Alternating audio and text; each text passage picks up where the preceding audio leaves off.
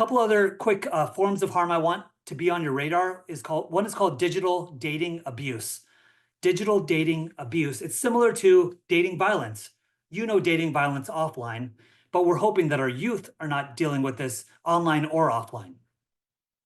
What we found in our research involving middle schoolers and schoolers are that 14% were victims of offline dating violence. 1 out of 10 were victims of online dating violence. For example, I asked my partner, can I please have your password so I can log in as you to make sure you're not talking to another guy in private messages? Or I'm going to keep your phone with me physically when we're out on a date because I don't want you to be distracted by it.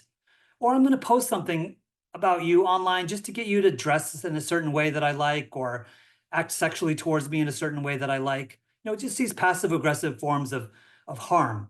That's what we're talking about. And it's not the majority of youth, but 1 out of 10, I mean, I wouldn't want that to happen to my teenager or my middle schooler. Here's the kicker. 4 out of 5 of those who have been victimized online were also victimized offline. And 63% of those who were victimized offline were also victimized online, meaning there's a strong link. So yes, I could be asking for your password and going through your phone today to make sure you're not talking to another boy, but I could push you up against a wall tomorrow.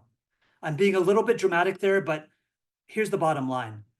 We're not having enough conversations about healthy romantic relationships with our kids.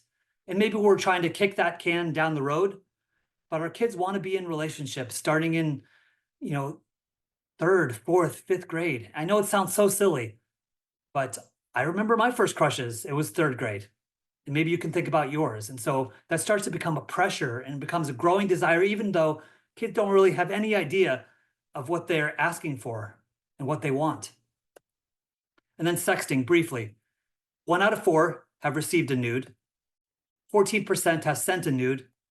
24% have been asked for a nude. And 1 out of 10 have asked somebody else for a nude. So these numbers have stayed steady. They're not spiraling out of control, but they're, of course, concerning. And then we think about sextortion as one of the biggest negative fallouts from sexting, even though a kid might rationalize it as flirting, deepening intimacy, just what kids do these days. It leads to these heavy, heavy consequences.